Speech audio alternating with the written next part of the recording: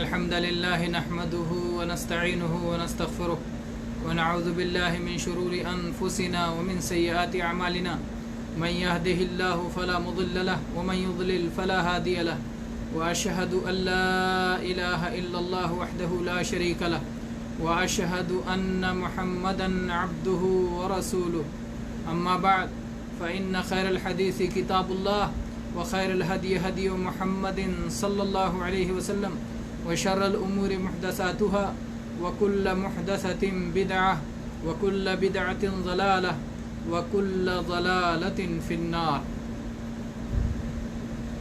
أعوذ بالله السميع العليم من الشيطان الرجيم من همزه ونفخه ونفثه. إنما الصدقات للفقراء والمساكين والعاملين عليها والمؤلفة قلوبهم وفي الرقاب والغارمين وفي سبيل الله وابن السبيل فريضة من الله والله عليم حكيم. گرامی قدر، قابل احترام، لائق شکر میرے دوستوں، بھائیوں، عزیزوں، بزرگوں، آج کا یہ درس انشاءاللہ مستحقین زکوٰۃ کے سلسلے کی آخری کڑی ہوگا، کیونکہ 8 مصارف میں سے 7 مصارف کا بیان ہو چکا ہے اور آج آخری مصرف کا بیان ہونا ہے انشاءاللہ. زکوٰۃ کا پہلا مصرف ہے فقیر، دوسرا مصرف ہے مسکین، تیسرا مصرف ہے زکوٰۃ سے متعلق کارندے، اور چوتھا مصرف ہے جن لوگوں کا دل جیتنا مقصود ہو، اور 5واں مقصد ہے غلاموں کی اور قیدیوں کی آزادی، اور 6واں مقصد ہے قرض داروں کی امداد، اور 7واں مقصد ہے فی سبیل اللہ، اور 8واں مقصد ہے 8واں مصرف ہے ابن السبیل. ابن السبیل کیا ہے؟ سبیل کے معنی عربی میں ہوتا ہے راستہ. ابن السبیل راستے کا بیٹا. راستے کا بیٹا کون ہوتا ہے؟ وہ جو سفر میں ہے، سفر میں ہے، مسافر ہے، گھر میں اپنے امیر ہے، دولت مند ہے، لیکن سفر میں نکلا اور حالات ایسے ہو گئے کہ ضرورت مند ہو گیا. اب اپنے گھر اور اپنی بستی پہنچنے کے لیے اس کے پاس سرمایہ نہیں ہے، مال نہیں ہے، تو ایسے ضرورت مند کی مدد زکوٰۃ کے مد سے کی جائے گی، اور اتنی مدد کی جائے گی جتنے کے ذریعے وہ اپنے گھر پہنچ سکے. یہ اللہ تعالیٰ نے صاف صاف آخری مصرف اس کو بیان کیا، اور اس پر سارے مسلمانوں کا اجماع بھی ہے. ہاں، یہ بات یاد رہے، جیسا کہ قرض دار سے متعلق گفتگو کرتے ہوئے یہ بات آئی تھی کہ اگر کسی نے حرام کی وجہ سے قرض کا بوجھ اس کے اوپر پڑ گیا ہے تو حرام میں اس کی مدد نہیں کریں گے. ایسے ہی کوئی شخص گناہ کے سفر پہ نکلا ہے، ہمیں معلوم ہے کہ اس کا سفر یہ گناہ کا سفر ہے، معصیت اور نافرمانی کا سفر ہے، حرام کاری کی وجہ سے، حرام کاری کے لیے یہ سفر ہے، تو وہ ایسے مسافر کی مدد نہیں کریں گے، کیونکہ اللہ تبارک و تعالیٰ نے فرمایا وَتَعَاوَنُوا عَلَى الْبِرِّ وَالتَّقْوَى وَلَا تَعَاوَنُوا عَلَى الْإِثْمِ وَالْعُدْوَانِ. نیکی اور پرہیزگاری کے کاموں میں ایک دوسرے کی مدد کرو، اور گناہ اور سرکشی کے کاموں میں ایک دوسرے کی مدد نہ کرو. تو اس لیے اگر یہ گناہ کا سفر ہے تو پھر ہم گناہ کے سفر میں گنہگار مسافر کی مدد نہیں کریں گے. البتہ اگر وہ توبہ کر لیتا ہے تو اللہ کا وعدہ ہے کہ توبہ سے وہ تمام گناہوں کو معاف فرما دیتا ہے. اس لیے توبہ کر لینے کے بعد اس کی مدد کی جائے گی. تو اگر مسافر توبہ کر لیتا ہے تو اس کی مدد کی جائے گی. ایک مسئلہ اور ہے، سفر میں ہے، محتاج ہو گیا، ضرورت مند ہو گیا، لیکن وہ کچھ لوگوں کو پہچانتا ہے جن سے قرض لے سکتا ہے اور قرض لے کے اپنی ضرورت پوری کر سکتا ہے. تو کیا ایسا شخص جو قرض لینے پہ قادر ہو، ہم اسے زکوٰۃ نہیں دیں گے؟ کہیں گے بھائی تم تو قرض لے سکتے ہو، تمہیں زکوٰۃ لینے کی کیا ضرورت ہے؟ قرض لے کے اپنا کام پورا کر لو، تم تو مالدار ہو، گھر پہ جا کے اور اس کے بعد اس کا قرض دے دینا. تو اس مسئلے میں صحیح بات یہ ہے کہ اللہ تبارک و تعالیٰ نے جب ایسی کوئی شرط نہیں لگائی ہے کہ امیر ہے، مسافر ہے، قرض لینے کا موقع ہے تو اسے زکوٰۃ نہیں دیں گے، اس لیے ہم بھی کوئی ایسی شرط نہیں لگائیں گے. اگر وہ زکوٰۃ چاہتا ہے، اگر وہ ہم سے مدد کے لیے ہمارے پاس آتا ہے مسافر، اور ہم یہ دیکھتے ہیں کہ وہ سفر کی وجہ سے ضرورت مند ہے، تو ہم قرض کے بجائے زکوٰۃ سے اس کی مدد کر دیں گے. یہ شرط نہیں لگائیں گے کہ جاؤ قرض اگر نہ پا سکو تب آنا زکوٰۃ لینے، ایسی کوئی شرط نہیں لگائیں گے، کیونکہ اللہ تبارک و تعالیٰ نے ایسی کوئی شرط نہیں لگائی، نہ ہی نبی کریم صلی اللہ علیہ وسلم سے ایسی کوئی شرط ثابت ہے. اور پتہ نہیں، ابھی وہ جانتا ہے، وہ کہہ رہا ہے کہ گھر پہ میں امیر ہوں، دولت مند ہوں، اور ہے بھی، لیکن پتہ نہیں بعد میں کیا حالات ہو جائیں. وہ قرض کو سفر سے لوٹنے کے بعد قرض کی واپسی میں کیا کیا اس کے لیے دشواریاں ہوں، کچھ نہیں کہہ سکتے. اس لیے مسافر ہے تو قرض کے ذریعے سے ہم اس کی مدد کر دیں گے. البتہ ایک بات یہ بھی یاد رہے کہ مسافر کی مدد کرنے کا مقصد یہ نہیں ہے کہ ایک آدمی گھر سے ہی سفر کے لیے نکلنے والا ہے تو کہے کہ میں تو مسافر ہونے والا ہوں، اس لیے ابھی سے زکوٰۃ کی میری مدد کر دو. سفر میں جا رہا ہوں اور اس لیے مجھے زکوٰۃ دے دو، میں سفر میں اس زکوٰۃ کو خرچ کروں گا. تو ابن السبیل کا یہ مطلب نہیں ہے، اس لیے وہ راستے میں نہیں ہے، وہ تو ابھی گھر پہ ہے. ابن السبیل اللہ نے کہا نا، راستے کا بیٹا، یعنی راستے میں ضرورت مند ہو گیا تو اپنے گھر سے نکلتے ہوئے وہ زکوٰۃ نہیں لے سکتا ہے. سفر میں نکل گیا، سفر میں اس کے حالات کسی وجہ سے، چوری کی وجہ سے یا نفقہ کم پڑ گیا یا اور کوئی حادثہ ہو گیا جس کی وجہ سے سفر کی حالت میں ضرورت مند ہو گیا، بھلے گھر پہ وہ محتاج و فقیر و مسکین نہیں ہے، تو ہم سفر کی حالت میں زکوٰۃ کے ذریعے سے اس کی اتنی مدد کر دیں گے کہ وہ اپنے گھر بعافیت پہنچ جائے. تو یہ رہا آخری مصرف مسافر اور سفر میں ضرورت مند ہونے والا. اس کے بعد ہمیں یہ جاننے کی ضرورت ہے کہ یہ تو اللہ تعالیٰ نے متعین کر دیا 8 مصارف جس میں ہمیں زکوٰۃ خرچ کرنا ہے. اب وہ کون لوگ ہیں جنہیں زکوٰۃ نہیں دینا ہے؟ وہ کون لوگ ہیں جنہیں زکوٰۃ نہیں دینا ہے؟ سب سے پہلے تو وہ لوگ جنہیں ان کے شرف و عظمت کی وجہ سے زکوٰۃ نہیں دینا ہے. وہ کون ہیں؟ وہ محمد الرسول اللہ صلی اللہ علیہ وسلم کے آل و اولاد اور آپ کے خاندان والے ہیں. ان کے لیے زکوٰۃ حلال نہیں ہے، انہیں زکوٰۃ نہیں دیں گے. دیکھیے اللہ تبارک و تعالیٰ کی کتنی بڑی حکمت. زکوٰۃ کا نظام اللہ تبارک و تعالیٰ نے محمد الرسول اللہ صلی اللہ علیہ وسلم کے واسطے سے دنیا والوں کو دیا، اور آپ کے خاندان والوں پر زکوٰۃ کو حرام کر دیا تاکہ تہمت نہ آئے کہ یہ زکوٰۃ کا جو پرچار ہو رہا ہے وہ اپنے لیے، اپنے گھر والوں کے لیے، اپنے خاندان والوں کے لیے. اللہ تعالیٰ نے کیسے اس تہمت کو آپ سے ہٹا دیا.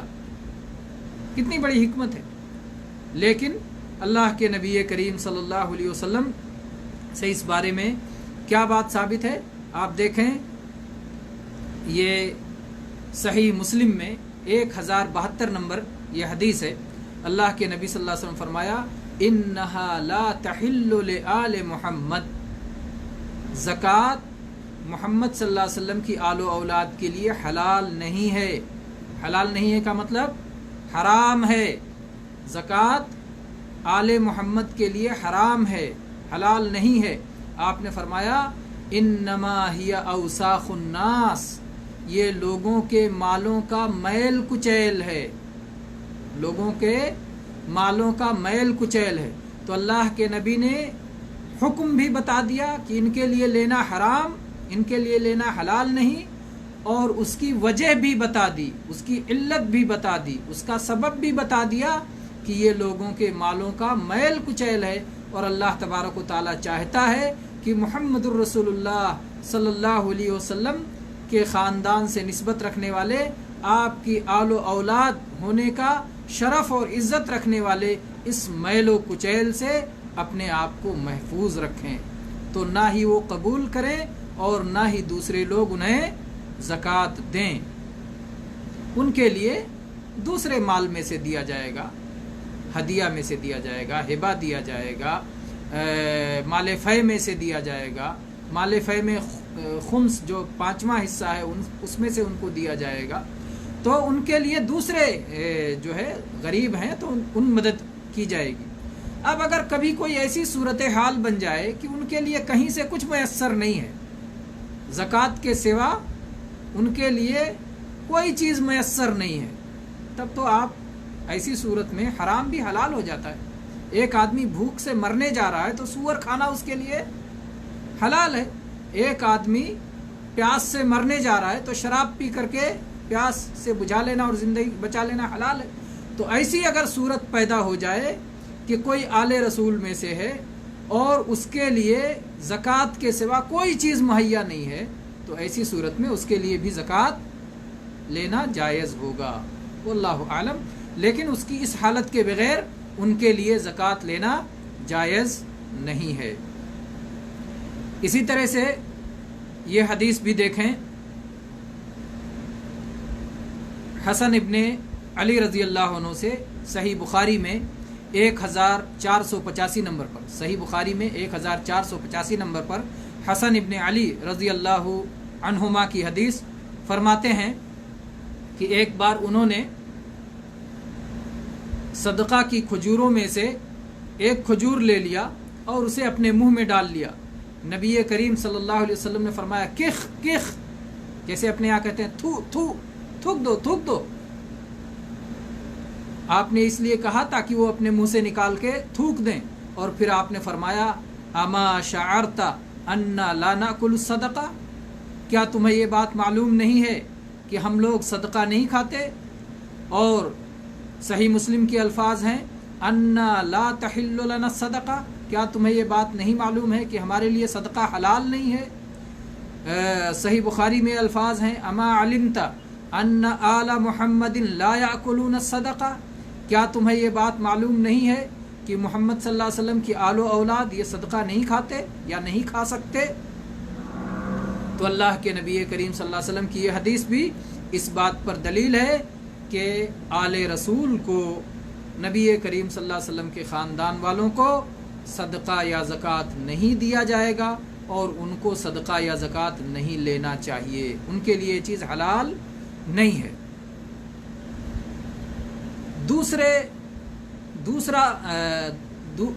دوسری نوعیت یا دوسرا نوع یا دوسری قسم جن لوگوں کے لیے صدقہ حلال نہیں ہے، زکوٰۃ حلال نہیں ہے، وہ ہیں کافر، غیر مسلم.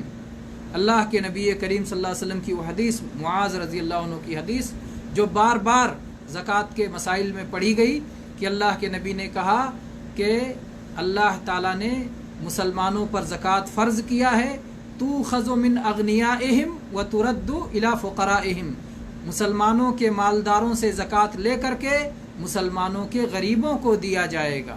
تو یہاں اللہ کے نبی صلی اللہ علیہ وسلم نے بتایا کہ صرف مسلمانوں کے غریبوں کو دیا جائے گا، اور لیا بھی کسی سے جائے گا؟ مسلمانوں ہی سے لیا جائے گا۔ تو زکوٰۃ ایسی چیز ہے جو مسلمانوں ہی سے لیں گے اور مسلمانوں ہی کو دیں گے، نہ یہ کفار سے لیں گے نہ ہی یہ کفار کو دیں گے، نہ کسی غیر مسلم سے زکوٰۃ لیں گے نہ کسی غیر مسلم کو زکوٰۃ دیں گے۔ اگر کوئی غیر مسلم اپنی طرف سے زکوٰۃ دیتا ہے تو بھی اللہ کے ہاں قبول نہیں ہے۔ جب تک وہ اسلام قبول نہیں کرتا تب تک اس کا کوئی عمل اللہ کے ہاں قبول نہیں ہے۔ تو یہ بات یاد رہے کہ غیر مسلم کے لیے زکوٰۃ نہیں ہے، نہ ان سے زکوٰۃ لینا ہے نہ ان کو زکوٰۃ دینا ہے۔ تو یہ ہو گئے دوسرا نوع، یہ ہو گیا دوسرا نوع جن لوگوں کو زکوٰۃ نہیں دینا ہے، اور اس بات پر جو ہے مسلمانوں کا اجماع ہے۔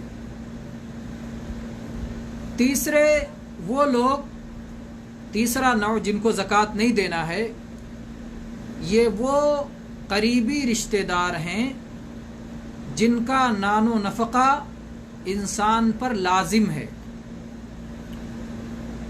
بعض لوگوں نے اس طرح کہا کہ ہمارے اصول اور ہمارے فروع، یعنی ہمارے باپ، دادا، پردادا، ہماری ماں، دادی، پردادی،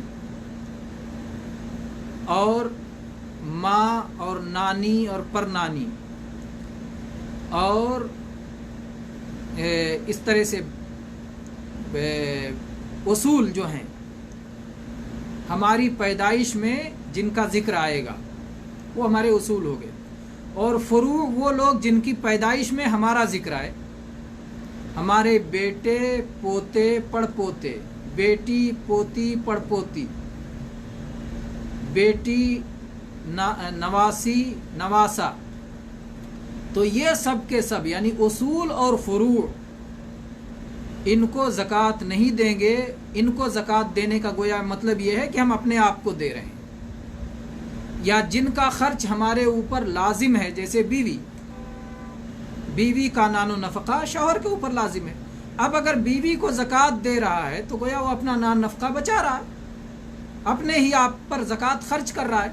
اس لیے ان لوگوں کو زکوٰۃ دینا جائز نہیں ہے جن کا نان نفقہ ہمارے اوپر لازم ہے، سوائے ایک مسئلے میں، اور وہ مسئلہ یہ ہے کہ جن کا نان نفقہ ہمارے اوپر لازم ہے تو نان نفقہ کے علاوہ کی وجہ سے کسی اور سبب سے اگر وہ مقروض ہو جاتے ہیں تو وہ دینا تو ہمارے اوپر لازم نہیں ہے۔ جیسے مثال کے طور پر ہمارا بیٹا بالغ ہو گیا،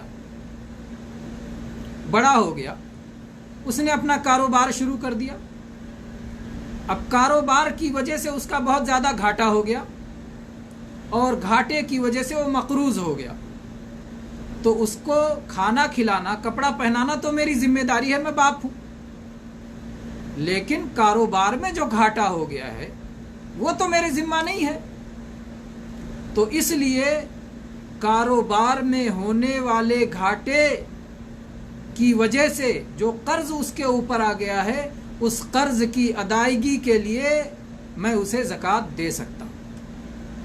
یہ شیخ ابن عثیمین رحمہ اللہ، شیخ ابن باز رحمہ اللہ، اور اس کے علاوہ ان سے پہلے سلف میں سے بہت سارے لوگوں نے یہ بات کہی ہے کہ وہ قریبی رشتہ دار جن کا نان نفقہ ہمارے ذمے ہے، نان نفقے کے علاوہ کوئی اور طرح کا خرچہ ان کا ہے جو ہمارے ذمہ نہیں ہے اور وہ ان کی ضرورت ہے، تو اس میں ہم زکوٰۃ دے سکتے ہیں۔ تو اس طرح سے یہ زکوٰۃ دی جا سکتی ہے، یعنی اپنے ان قریبی رشتہ داروں کو جن کا نان نفقہ ہمارے اوپر لازم ہے، چاہے وہ ہمارے اصول ہوں چاہے وہ فروع ہوں، نان نفقہ کے علاوہ اگر کوئی ان کی ضرورت ہے جو ہمارے اوپر لازم نہیں ہے تو اس کی ادائیگی کے لیے ہم زکوٰۃ دے سکتے ہیں۔ اور اس کی دلیل یہی قرآن پاک کی آیت ہے، کیونکہ اللہ تبارک و تعالیٰ نے جب کہا فقیر، جب کہا مسکین، تو اللہ تعالیٰ نے ایسی کوئی شرط نہیں لگائی کہ وہ تمہارا باپ نہ ہو، تمہارا بیٹا نہ ہو، وہ تمہارا قریبی رشتہ دار نہ ہو، وہ نہ ہو کہ جن کا نفقہ تمہارے اوپر لازم ہے، لیکن ہم یہ اس وجہ سے کہہ رہے ہیں کہ نفقہ لازم ہے جس کا، اگر نفقے کے بدلے میں ہم زکوٰۃ دے دیتے ہیں تو گویا ہم نے اپنے پیسہ بچا لیا، تو زکوٰۃ بچانے کا یہ حیلہ ہو جائے گا، اس لیے ہم اسے کہتے ہیں حرام ہے۔ اور یہاں جب نفقہ کے علاوہ خرچ میں ہم دے رہے ہیں تو گویا یہ زکوٰۃ کو بچانے کا حیلہ نہیں ہے، زکوٰۃ ساقط کرنے کا حیلہ نہیں ہے، مال بچانے کا ذریعہ نہیں ہے، اس لیے اس طرح سے زکوٰۃ دینا حلال ہے۔ واللہ تعالی عالم۔ تو یہ ایک مسئلہ یہ رہا۔ ان اور وہ قریبی رشتہ دار جن کے اوپر جن کا نان نفقہ ہمارے ذمے نہیں ہے، وہ قریبی رشتہ دار جن کا نان و نفقہ ہمارے ذمے نہیں ہے، ان کو زکوٰۃ دینے میں دوہرا ثواب ملنے والا ہے۔ چنانچہ سنن ترمذی میں 658 نمبر حدیث، اور سنن نسائی میں، اور سنن ابن ماجہ میں، اور مسند احمد میں، اور سنن دارمی میں، اور صحیح ابن حبان میں، اور حدیث کی بہت ساری کتابوں میں سلمان ابن عامر رضی اللہ عنہ سے یہ حدیث مروی ہے کہ نبی کریم صلی اللہ علیہ وسلم نے فرمایا، ان الصدقۃ علی المسکین صدقہ وعلی ذی الرحم اثنتان صدقۃ وصلہ۔ اللہ کے نبی نے فرمایا کہ کسی عام مسکین کو زکوٰۃ دینا تو صرف زکوٰۃ ہے، صدقہ دینا تو صرف صدقہ ہے، لیکن اگر کوئی اپنے رشتہ دار کو زکوٰۃ دیتا ہے تو وہ دو ثواب پاتا ہے، دو طرح کا اجر پاتا ہے، ایک تو صدقہ کا ثواب پاتا ہے اور دوسرے صلہ رحمی کا ثواب پاتا ہے، رشتہ جوڑنے کا ثواب پاتا ہے۔ تو یہ دوہرا ثواب پاتا ہے اگر کوئی شخص اپنے کسی قریبی رشتہ دار کو زکوٰۃ دیتا ہے۔ تو یہ رہا کہ ان قریبی رشتہ داروں کو دینا جن کا نان نفقہ ہمارے اوپر لازم نہیں ہے۔ تو یہ دونوں مسئلہ کلیئر ہو گیا۔ جن کا نان نفقہ لازم ہے ان کو بھی ہم ایسی چیزوں کے لیے زکوٰۃ دیتے ہیں جو نان نفقہ میں نہیں آتا، اور جن کا نان نفقہ لازم نہیں ہے تو ان کو تو کھانے پینے کپڑے کے لیے بھی، اور اسی طرح سے ان کے دوسری ضروریات کے لیے بھی ہم زکوٰۃ دے سکتے ہیں۔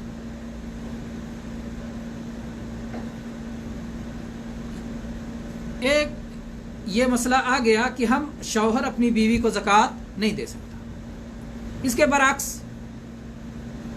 بیوی اپنے شوہر کو کیا زکوٰۃ دے سکتی ہے؟ اگر کوئی عورت مالدار ہے، اس کے پاس کاروبار ہے، یا اس کو وراثت میں اتنا زیادہ مال ملا ہے، یا اسی طرح سے وہ کوئی کام کرتی ہے، ملازمت پیشہ ہے جس کی بڑی اچھی لمبی تنخواہ ہے، تو ظاہر بات ہے شوہر پر اس کا نان نفقہ ضروری ہے۔ اس کو کھانے کے لیے جو چاہیے، اس کو پہننے کے لیے جو چاہیے، اس کی رہائش کے لیے جو چاہیے، سب اس کے شوہر کی ذمہ داری، اس کی ذمہ داری نہیں ہے، تو اس کا پیسہ پورا بچ رہا ہے۔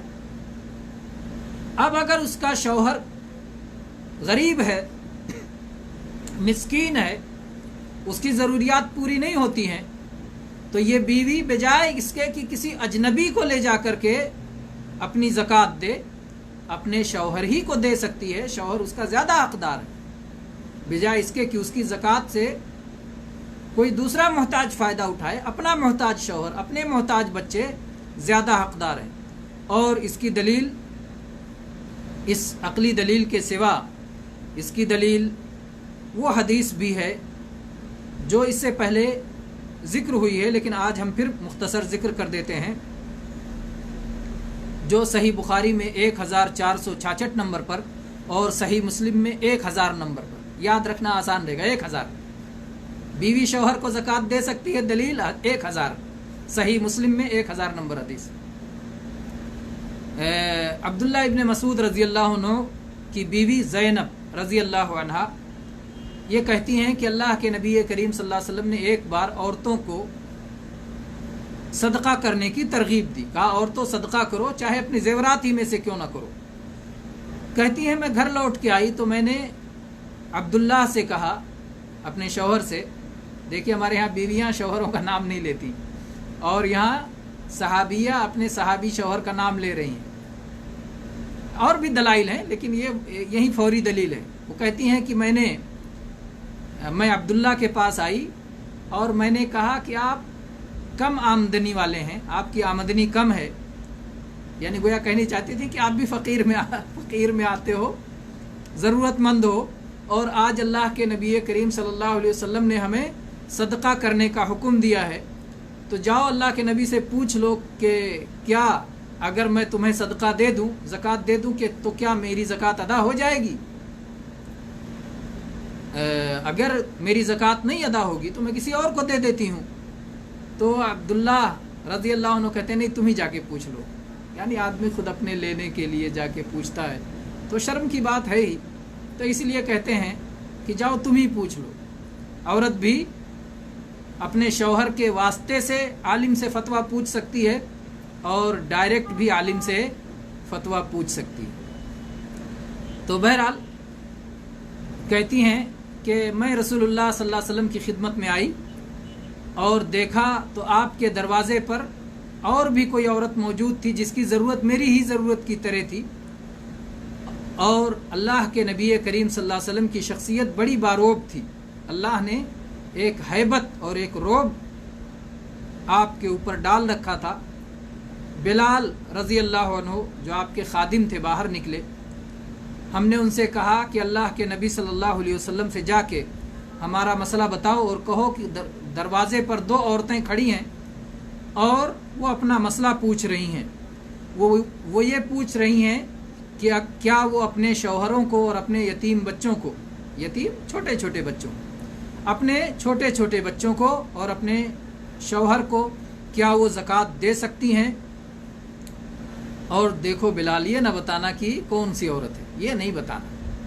لیکن بلال رضی اللہ عنہ جب گھر میں پہنچے اور کہا اللہ کے نبی دروازے پہ 2 عورتیں کھڑی ہیں اور وہ ایسا پوچھ رہی ہیں، تو اللہ کے نبی نے کہا کون کون ہیں؟ اللہ کے نبی نے پوچھ لیا. تو اب ان کی بات یاد رکھیں کہ اللہ کے نبی کا حکم مانیں. اللہ کے نبی کریم صلی اللہ علیہ وسلم کا حکم مقدم ہے، اس لیے انہوں نے کہا کہ اللہ کے نبی زینب ہے. ایک تو زینب ہے اور ایک انصاری خاتون ہے. کہا کون سی زینب؟ کہا عبداللہ بن مسعود کی بیوی زینب ہے. تو شادی کے بعد بیوی کا تعارف اس کے شوہر کے نام ہی سے ہوتا ہے. بہت سارے لوگ کہتے ہیں کہ نہیں باپ کے نام سے ہی تعارف رہے گا. نہیں، باپ کا نام تو رہے گا، باپ کے نام کی جگہ شوہر کا نام نہیں لگائیں گے، لیکن شوہر کہہ کر کے تعارف کروائیں گے کہ فلاں کی بیوی ہے، فلاں اس کا شوہر ہے. پھر اللہ کے نبی کریم صلی اللہ علیہ وسلم فرمایا کہ جاؤ بتا دو کہ ان کو ڈبل ثواب ملے گا، ایک صدقہ دینے کا ثواب ملے گا اور ایک رشتہ داری کا اور قرابت داری کا ثواب ملے گا.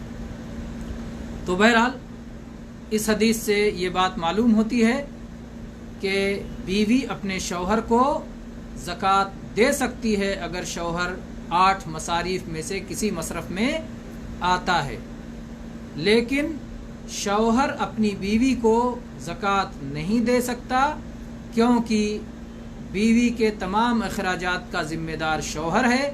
اگر شوہر اپنی بیوی کو زکوٰۃ دیتا ہے تو گویا وہ اپنا مال بچانے کا حیلہ کر رہا ہے، اور اللہ تبارک و تعالیٰ کی طرف سے مال بچانے کا حیلہ کرنے کی اجازت نہیں ہے، بلکہ مال کو خرچ کرنے کا حکم ہے اللہ تعالیٰ کی طرف سے.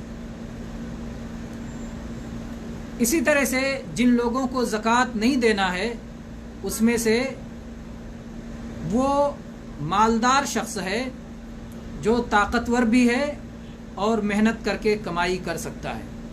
یا تو مالدار ہے اور یا صحت مند اور طاقتور ہے اور محنت کر کے کمائی کر سکتا ہے، تو اسے زکوٰۃ میں سے نہیں دیا جائے گا.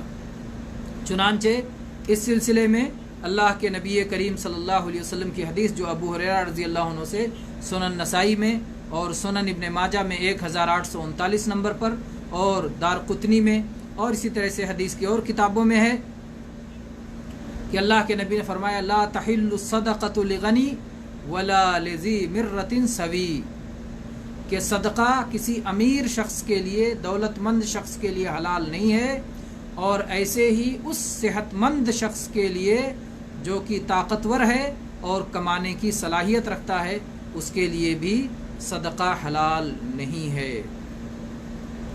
کیونکہ اگر ہم مالداروں کو صدقہ دینا شروع کر دیں گے تو ظاہر بات ہے ان مصارف تک نہیں پہنچے گا جن کو دینے کا اللہ نے حکم دیا ہے. تو جو حکمت تھی کہ فقیروں کو پہنچ جائے، مسکینوں کو پہنچ جائے، ضرورت مندوں کو پہنچ جائے، وہ حکمت ختم ہو جائے گی. اور ایسے ہی امیروں کو صدقہ نہیں دیا جائے گا اور صحت مند طاقتور شخص کو صدقہ نہیں دیا جائے گا. اس کی دلیل سنن ابی داؤد کی 1633 اور سنن نسائی میں 2598 اور مسند احمد طبرانی اور حدیث کی اور بہت ساری کتابوں میں یہ حدیث ہے، صحیح حدیث. علامہ البانی نے صحیح قرار دیا ہے. اوپر والی حدیث جو گزری، اس سے پہلے جو حدیث ذکر کی گئی، وہ بھی علامہ البانی نے صحیح قرار دیا ہے. تو یہ حدیث ہے. عبید اللہ ابن عدی ابن خیار کہتے ہیں کہ دو لوگ رسول اللہ صلی اللہ علیہ وسلم کے پاس آئے اور انہوں نے اللہ کے نبی سے زکوٰۃ میں سے سوال کیا کہ اللہ کے نبی ہمیں کچھ زکوٰۃ دے دیجیے. اللہ کے نبی نے انہیں اوپر سے نیچے تک دیکھا، ان کے اوپر نظر دوڑائی اور آپ نے دیکھا کہ یہ تو صحت مند ہیں، تندرست ہیں. تو آپ نے فرمایا کہ اگر تم چاہتے ہو تو میں تمہیں دے دیتا ہوں، لیکن یہ بات یاد رکھو کہ زکوٰۃ میں کسی امیر کا، دولت مند کا، غنی شخص کا کوئی حق نہیں ہے، اور ایسے ہی کمانے کے لائق طاقتور شخص کا بھی کوئی حق نہیں ہے. تو آپ نے وضاحت کر دی کہ تم اچھی طرح سوچ لو، زکوٰۃ ایک عبادت ہے اور زکوٰۃ یہ مال کا میل کچیل ہے، اور زکوٰۃ لینے والا اور زکوٰۃ دینے والا دونوں مسلمان ہوتے ہیں اور عبادت کے سلسلے میں دونوں مامون ہوتے ہیں. اس لیے اگر تم اپنے آپ کو زکوٰۃ کا حقدار سمجھتے ہو میں دے دوں گا، تم چاہتے ہو اور تم سمجھتے ہو کہ حقدار ہو دے دوں. لیکن یہ بات یاد رکھو کہ اگر تم صحت مند ہو، کمانے کے لائق ہو، جا کے محنت مزدوری کر کے کما سکتے ہو، تو تمہارے لیے زکوٰۃ حلال نہیں ہے. تو اللہ کے نبی صلی اللہ علیہ وسلم نے بہت صاف گوئی کے ساتھ، بہت وضاحت کے ساتھ آپ نے بتا دیا کہ نہ امیر کے لیے زکوٰۃ حلال ہے اور نہ ہی ایسے طاقتور کے لیے جو محنت و مزدوری کر کے کما سکتا ہو زکوٰۃ کے بغیر، جس کا گزر بسر ہو سکتا ہو. اور ایسے ہی غلام کو بھی زکوٰۃ نہیں دیا جا سکتا، کیونکہ غلام کسی مال کا مالک نہیں ہوتا، اس کے مال کا مالک اس کا آقا ہوگا. تو اگر کوئی آقا اپنے غلام کو زکوٰۃ دے، گویا خود اپنے آپ کو زکوٰۃ دے رہا ہے. تو اس لیے اپنے غلاموں کو یا دوسرے کے غلاموں کو بھی زکوٰۃ دینا جائز نہیں ہے، سوائے ان صورتوں کو کہ جہاں جو پہلے بیان ہو چکا کہ غلام کو خرید کے آزاد کرنا ہو، غلام مکاتب ہو، تو وہ صورتیں الگ ہیں. لیکن جو غلامی ہی میں ہے اور آزادی مقصد بھی نہیں ہے، تو ایسے غلام کو بھی زکوٰۃ دینا جائز نہیں ہے. ایک مسئلہ اور وہ یہ کہ زکوٰۃ کے 8 مصارف میں دینا ضروری ہے کہ سب کو برابر برابر کر کے 8 مصرف میں پہنچ جائے، یا کسی ایک مصرف کو دے دیے تو کافی ہے. کسی ایک مصرف کو دے دیے تو کافی ہے. چنانچہ آپ کو حدیث دیکھیں، اللہ کے نبی نے کہا امیروں سے لے کر غریبوں کو دیا جائے گا، تو آپ نے صرف ایک مصرف فقیر کا ذکر کیا. اور اگر مسکین کو بھی اس میں شامل مان لیا جائے تو زیادہ سے زیادہ 2 مصرف کا آپ نے ذکر کیا، تمام مصاریف کا آپ نے ذکر نہیں کیا. اس لیے یہ بات بہت واضح ہے اور یہی بات صحیح ہے کہ ہر مصرف میں زکوٰۃ کو پہنچانا ضروری نہیں ہے، کسی ایک مصرف میں بھی پوری زکوٰۃ کو دیا جا سکتا ہے. واللہ تعالی عالم، وصلی اللہ علی نبینا وسلم، والحمد للہ رب العالمین. آئیے اب آج درس کے اختتام پر ان 3 خوش نصیبوں کا نام دیکھ لیتے ہیں جو کہ درس میں جڑتے ہی سب سے پہلے جنہوں نے کمنٹ کیا. تو آج کے ہمارے 3 خوش نصیب ہیں. پہلے عبدالغفور قیصر صاحب، دوسرے نمبر پر کلیم غوری صاحب، اور تیسرے نمبر پر ابو زین العابدین. ماشاءاللہ، مبارک ہو. اللہ تبارک و تعالیٰ آپ سب لوگوں کو خیر میں سبقت کرنے والا بنائے اور شر سے دور رہنے والا بنائے، اور اپنے انعامات کی آپ سب پر بارش فرمائے اور اپنے فضل و کرم سے نوازے. جتنے بھائیوں نے سلام لکھا ہے سب کو وعلیکم السلام ورحمۃ اللہ وبرکاتہ. اس کے بعد میں ہیں نذیر کوثر صاحب، ارمان عباسی صاحب اور محمد شمشیر صاحب. اور آگے بڑھنے سے پہلے ایک سوال یہ لکھا ہو، اگر کوئی عشاء کی صلاح کے لیے جاتا ہے، سنت فرض سنت نفل کے بعد تراویح پڑھ رہا ہے، اس کا وضو ٹوٹ جاتا ہے یا اسے پیشاب کی حاجت ہوتی ہے، وہ واش روم ہو کر دوبارہ وضو کر کے پھر تراویح کی جماعت میں شامل ہو جاتا ہے، ہو سکتا ہے اس نے یا وہ سرے سے پہلے عشاء کی صلاح ادا کرے گا پھر تراویح کی جماعت میں شرکت کرے گا؟ یہ سوال ہے. ایک آدمی وضو کیا، اس وضو سے اس نے عشاء پڑھی، سنتیں پڑھی، پھر تراویح شروع کر دیا، پھر وضو ٹوٹ گیا، تو کیا وضو کر کے دوبارہ آگے شامل ہو جائے گا یا پھر عشاء سے شروع کرے گا؟ نہیں، وضو کر کے جو وہ وضو کے ساتھ پڑھ چکا ہے وہ اس کی مکمل ہو گئی. وضو کے ساتھ جو صلاتیں وہ پڑھ چکا ہے وہ مکمل ہو گئی. اب وضو کرنے کے بعد جب آئے گا تو تراویح کی جو رکعت پائے گا اس میں شامل ہو جائے گا. اس کو پھر سے پرانی چیزوں کو دہرانے کی اور ان کا اعادہ کرنے کی ضرورت نہیں ہے. وضو کر کے آئے گا اور جہاں سے تراویح پائے گا اس میں شامل ہو جائے گا. اور اگر اس کی رکعتیں کم ہو جاتی ہیں تو بھی امام کے ساتھ سلام پھیرنے کی وجہ سے پوری رات قیام اللیل کا اسے ثواب ملے گا. اور اگر وہ چاہتا ہے کہ ان رکعتوں کو مکمل کرے تو جب امام وطر کے لیے سلام پھیرے تو یہ سلام نہ پھیرے بلکہ ایک رکعت کھڑے ہو کر ملا لے. وطر شفع بن جائے گا، جوڑا بن جائے گا، اور پھر اس کے بعد جتنا چاہے اور دو دو رکعتیں کر کے پڑھ سکتا ہے اور آخر میں ایک رکعت پڑھ لے گا تو سب کے سب وطر ہو جائے گا. اس کے بعد آگے محمد عبد الحکیم صاحب ہیں، راشد خان صاحب ہیں، محمد ساجد حسین صاحب ہیں، فاطمہ خان ہیں، محمد عارف صاحب ہیں، عبد الوحید خان صاحب ہیں، زاہد سیفی صاحب ہیں، محمد عارف صاحب لکھ رہے ہیں کمنٹ، RSS کا ایک کارکن بول رہا تھا کہ مسلم اپنے زکوٰۃ اور صدقہ کا پیسہ سرکار کو دے دیں تو سرکار مسلمانوں کی مدد کرے گی، کیا ایسا صحیح ہے کرنا؟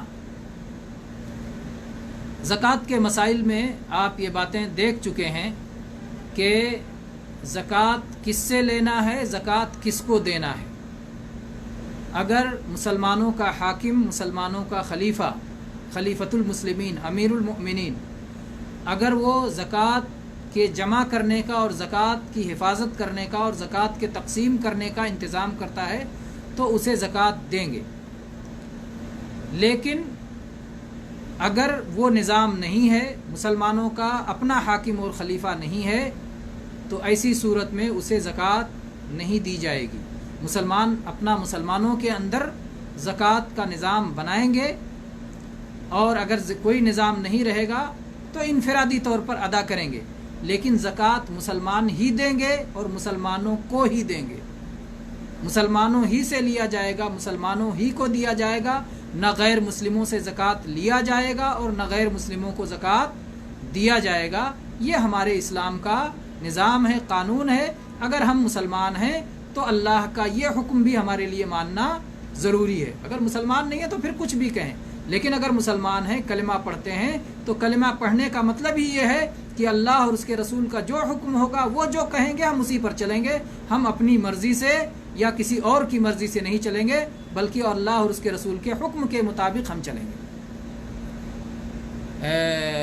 محمد شمشیر صاحب ہیں، ماشاءاللہ. کیا ہے، کیا نماز کا رکن اور نماز کے فرائض دونوں ایک ہی بات ہے؟ یہ ایک اصطلاح ہے جسے علماء نے وضع کیا ہے. کچھ علماء اسے فرائض سے تعبیر کرتے ہیں، کچھ علماء اسے رکن سے تعبیر کرتے ہیں، اور پھر ان میں بھی آپس میں بہت سارے اختلافات ہیں.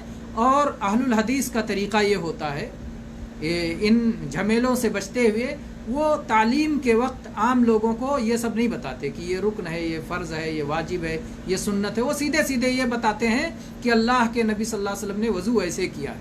اللہ کے نبی نے صلاۃ ایسے پڑھی ہے، اللہ کے نبی بھی ایسے تعلیم دیتے تھے، صحابہ بھی ایسی تعلیم دیتے تھے، تو یہ سب سے سادہ، سب سے بہتر، سب سے اعلیٰ، سب سے اچھا انداز ہے کہ صلاۃ سکھاتے ہوئے، وضو سکھاتے ہوئے، یہ رکن ہے، یہ فرض ہے، یہ سنت ہے، یہ سب بتایا جائے۔ یہ تعلیم کا وہ سادہ انداز، وہ فطری انداز نہیں ہے جو کہ نبی کریم صلی اللہ علیہ وسلم نے بتایا ہے۔ لیکن علماء کو یہ سب جاننے کی ضرورت ہے، تو علماء اور طلباء اس کو جانیں گے، لیکن عام لوگوں کو فرض یا سنت سیکھنے کی ضرورت نہیں ہے۔ وہ عام لوگوں کے انداز پہ رہیں گے، جیسے نبی کریم صلی اللہ علیہ وسلم اپنے صحابہ کو سکھاتے تھے۔ صحابہ میں جو باعلم صحابہ تھے، جو فقہا صحابہ تھے، جو مسئلہ مسائل بتانے والے صحابہ تھے، وہ صحابہ کرام ان باریکیوں کو جانتے اور سمجھتے تھے، اور شرعی اصولوں کی بنیاد ہی پر فقہاء کرام نے ان چیزوں کو مستنبط کیا ہے، اور چنانچہ جب ایسی ضرورت پڑ جائے تو پھر علماء سے رجوع کر لیا جائے گا۔ لیکن عام لوگوں کو ان سب جھمیلوں میں پڑھ کر کے اپنے آپ کو الجھن میں اور خلش میں اور پریشانی میں نہیں ڈالنا چاہیے۔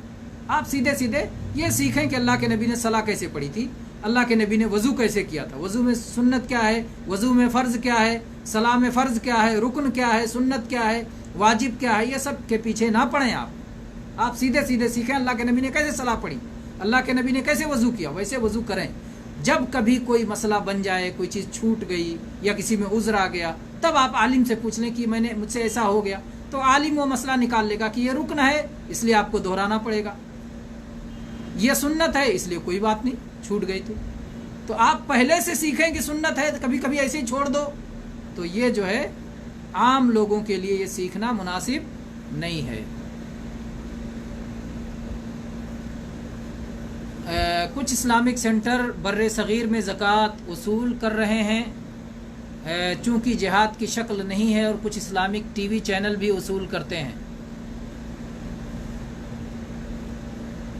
واللہ عالم ان لوگوں کے پاس کون سا شرعی فتویٰ کی کمیٹی ہے جنہوں نے دی ہے، وہ اپنے مسئلے کو سمجھتے ہیں، جو ایسا کرتا ہے وہ اس کے ذمہ دار ہے، ہم نے مصارف تفصیل سے بیان کر دی ہے۔ اور ایک بات کی، تراویح کیا اکیلے پڑھا جا سکتا ہے؟ شکریہ شیخ صاحب۔ تو تراویح یہ قیام اللیل کی دوسری شکل ہے، اور اکیلے پڑھنے کا ظاہر بات ہے زیادہ اجر و ثواب ہے۔ عمر رضی اللہ عنہ نے جب ابی بن کعب رضی اللہ عنہ کو امام بنا کر کے تراویح باجماعت کا قیام کیا تھا، تو آپ ایک دن وہاں سے گزرے تو آپ نے کہا واللتی تنامون عنہا خیر من اللتی تقومونہا، کہ جو یہ شروع رات میں تم تراویح پڑھ لیا کرتے ہو قیام اللیل، اگر اسے چھوڑ کر کے رات کے آخری حصے میں جبکہ تم سو جایا کرتے ہو اس وقت پڑھتے تو یہ اس سے بہتر ہوتا۔ تو اس سے معلوم ہوتا ہے کہ اکیلے تراویح پڑھنا، اکیلے قیام اللیل پڑھنا زیادہ باعث ثواب ہے، کیونکہ یہ نفل ہے، اور ہر نفل گھر میں پڑھنا اور اکیلے پڑھنا زیادہ ثواب رکھتا ہے۔ اس کے بعد میں فطرہ کتنا ہے شیخ؟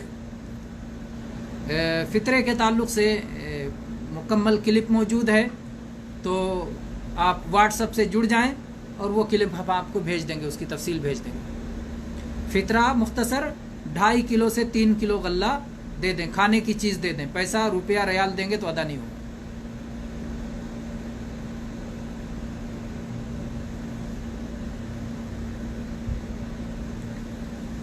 لیکن اگر کوئی امامت کرتا ہے تو انہیں یہ معلوم ہونا چاہیے، نہیں، امامت کرنے والے کو بھی یہ رکن ہے، یہ فرض ہے، یہ سب معلوم ہونے کی ضرورت نہیں۔ اللہ کے نبی صلی اللہ علیہ وسلم کیسے امامت کرتے تھے، امامت کرتے ہوئے کن باتوں کا لحاظ رکھتے تھے؟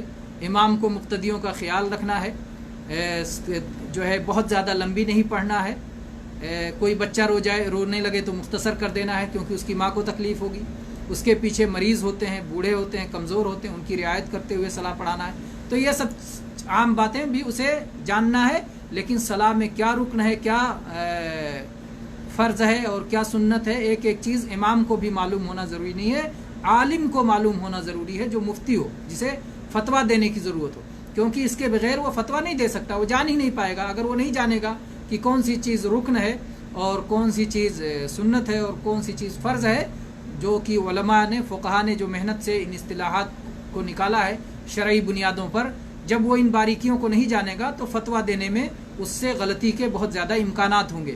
تو اس لیے عالم کو یہ جاننا چاہیے، امام یا مقتدی کو یہ جاننا ضروری نہیں ہے. بہرحال وقت کافی 15 منٹ زیادہ ہو گیا، اور اب اسی پر اکتفا کرتے ہیں اور اللہ تبارک و تعالیٰ سے آپ سب کے لیے، ہم سب کے لیے دعا گو ہیں کہ اللہ تبارک و تعالیٰ اس دنیا میں بھی خیر و سعادت نصیب فرمائے، عافیت نصیب فرمائے، اور آخرت میں بھی اللہ تبارک و تعالیٰ خیر و سعادت نصیب فرمائے.